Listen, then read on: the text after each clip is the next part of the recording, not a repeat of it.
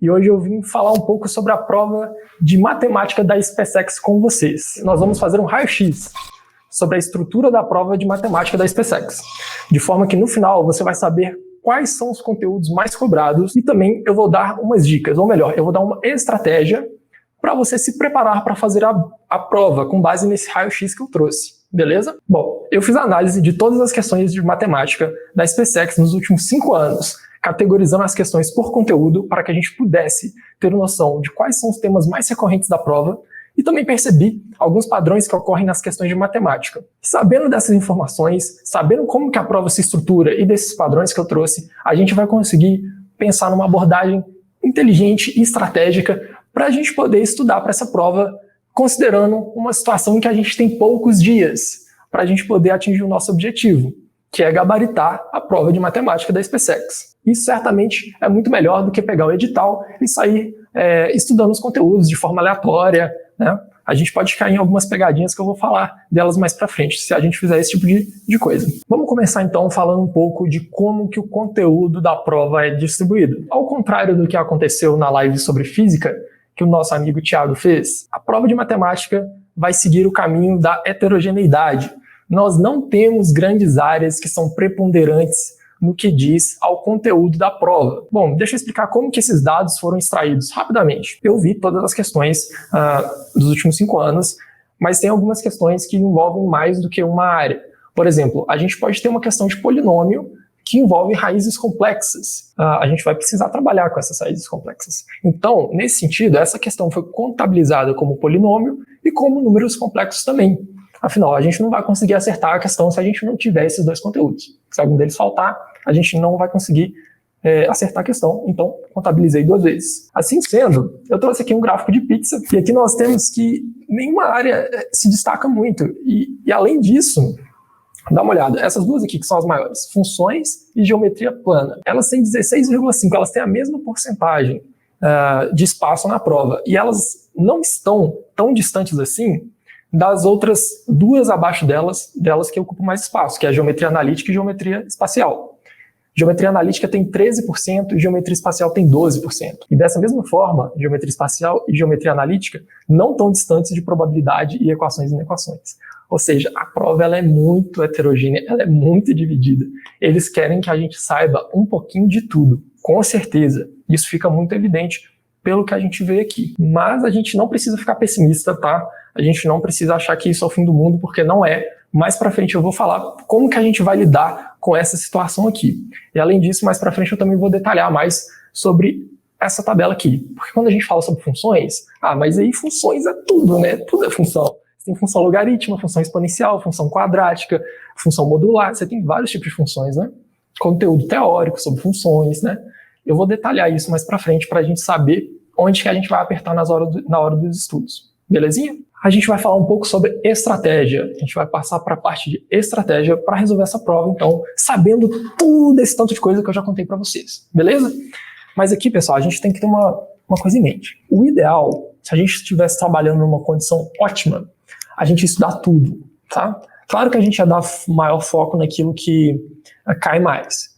Porém, a gente ia estudar tudo em seus detalhes. Mas não é isso o cenário que a gente está planejando aqui. A gente está planejando um cenário onde eu tenho poucos dias, entendeu? É urgente, é emergência, é um regime crítico, o tempo está passando, a prova está chegando, eu não sei quase nada. O que eu vou fazer? A gente vai precisar pensar uma forma de abordar isso e que seja mais prática, que otimize o meu tempo e que me faça ter maiores resultados em menos tempo. E é nesse sentido e nesse contexto que eu trago essas dicas aqui pra gente, belezinha? Primeiro, o que a gente viu? A prova ela é heterogênea em questão de conteúdo. O que a gente faz sobre isso? A dica é: se conheça. Saiba o que você sabe e saiba também o que você não sabe. E você vai estudar o que você não sabe. Parece óbvio, não é? Parece muito óbvio. Mas nem tudo que é óbvio a gente percebe e nem tudo que é óbvio a gente pratica. Podem reparar, a gente gosta de estudar, na verdade, aquilo que a gente é bom. Tudo que a gente é bom, a gente quer fazer mais, porque é muito recompensador acertar as questões. Mas assim a gente não evolui, certo? A gente tem que estudar aquilo que a gente é ruim. Porque estudando aquilo que a gente é ruim, a gente vai ficar bom naquilo e vai ter resultados positivos, certo? Tendo isso em mente, vocês lembram daquela tabela que eu trouxe mostrando os conteúdos mais frequentes? Estou trazendo ela de novo, porém mais detalhada dessa vez, ok? Não se assustem com a quantidade de informação, eu vou explicar. Funções. Foi um dos temas que a gente viu que mais é cobrado, né? Mas assim, que tipos de função? Né? Que nem eu falei, tem vários tipos de funções. A recordista na prova da SpaceX, para aparecer para a gente, são as funções quadráticas. Eu até trouxe alguns exemplos dela aqui, né? Quando a gente estava vendo sobre os padrões. Então, função quadrática é aquilo que você precisa saber para a prova de SpaceX. Você precisa dominar, beleza? Mas vamos supor assim, não, função quadrática eu já sei, sabe? Bhaskara é muito fácil, eu vejo isso desde lá do ensino fundamental e eu sou craque nisso, cara. Ótimo, se você é bom nisso, você não vai estudar isso. Você vai estudar as outras coisas que você não é bom, certo? Porque a gente quer cobrir a maior área possível de conteúdo. Mas é claro, não se esqueça, por favor, não se esqueça, não estou dizendo para você não praticar. Não se esqueça de praticar. Faça todas as questões sobre função quadrática dos últimos 5 anos, pelo menos. Não são tantas, tá? Você está vendo aqui no quadro, olha, nos últimos 5 anos foram 6 questões. 6 questões não dá nenhuma lista. Quer dizer, dá uma lista, mas assim, uma lista pequena.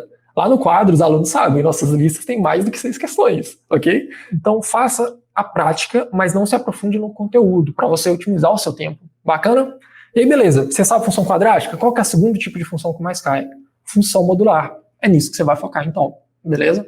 Você vai pegar, vai estudar a função modular, que é um pouco mais difícil de lidar, requer ali mais detalhes, e também vai praticar, beleza? É assim que a gente vai pensar para a gente direcionar os nossos estudos.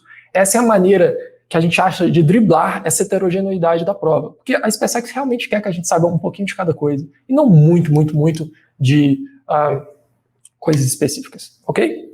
Nesse sentido, continuando, probabilidade, que é outro conteúdo que muito cai. Né? A maioria das questões são sobre teoria da probabilidade. Então, se você for pegar para estudar probabilidade, você não vai estudar binômio de Newton.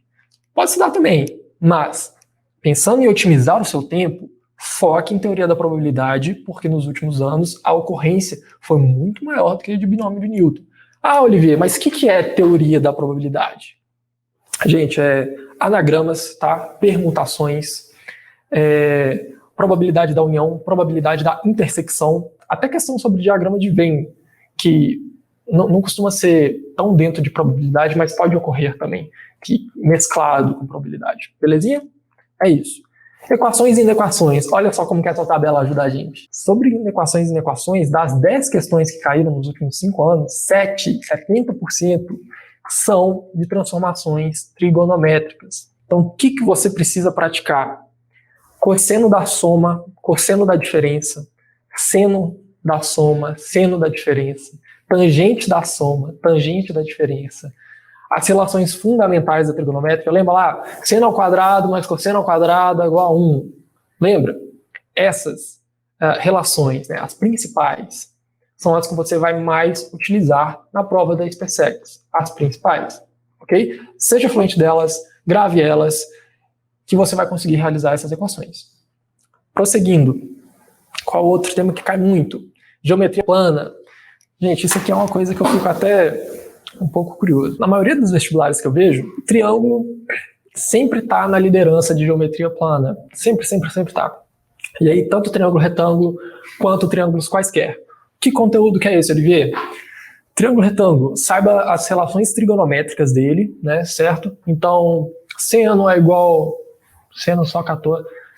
cateto oposto sobre hipotenusa. Essas relações, saibam Pitágoras, saibam teorema do cosseno, teorema do seno e semelhanças de triângulos, ok? Principalmente isso, esse é o foco, seja fluente nesses tópicos que você vai conseguir ir bastante bem. Também lembrando, claro, a área de triângulo, tá? A área dos polígonos, tá até aqui também, é um dos que mais são cobrados. Áreas dos polígonos em geral, assim, quadrado, retângulo, triângulo, sempre aparece, né? Geometria analítica, circunferência, equação da reta e distância entre pontos. Geralmente esses dois conteúdos aqui, eles vêm mesclados, tá? Geralmente quando cai circunferência, cai uma reta tangente, cai interseção da circunferência com uma reta, e aí, consequentemente, cai distância entre pontos, sabe? Geometria espacial, frequentemente as questões repetem os seus modelos, seus desenhos, tal qual eu exemplifiquei para vocês, e costuma vir muito um sólido dentro do outro. Então você tem um cone em cima de um cilindro, você tem uma esfera dentro de um cubo, você tem uma pirâmide que está dentro de um cone. Não, pirâmide dentro de cone eu não lembro não, menti para vocês, mas assim, sempre são sólidos misturados, tá? Inscrição de um dentro do outro. Então treinem questões desse tipo e de preferência, claro, da própria prova da SpaceX, questões de anos anteriores. Beleza? Esses são os pontos principais. Para a próxima dica, dê prioridade para as questões de provas anteriores dos últimos anos. Isso, obviamente, é consequência do padrão que a gente viu aqui, né, pessoal? Do padrão de questões da SpaceX que se repete, os desenhos das questões se repetem. Se vocês conseguirem estudar as questões dos anos anteriores, eu garanto para vocês, na próxima prova da SpaceX, vai ter questões que vocês vão bater o olho e falar, isso aqui eu já fiz algo muito parecido com isso. E vocês vão economizar um tempo danado com aquilo. Vocês vão abrir a prova, pessoal, vocês não vão estar nem nervosos. Quer dizer, vocês podem estar nervosos, mas com certeza vocês vão estar muito menos nervosos. Porque vocês já vão ter experiência. Vocês já sabem o que vai estar esperando vocês ali naquela prova. Então, olha a importância de você conhecer a prova, de você saber o território que você está pisando, não é mesmo? Então fica aí, essa é a nossa dica número 2, né, dentro da nossa estratégia. Dê prioridade para as questões de provas anteriores dos últimos anos.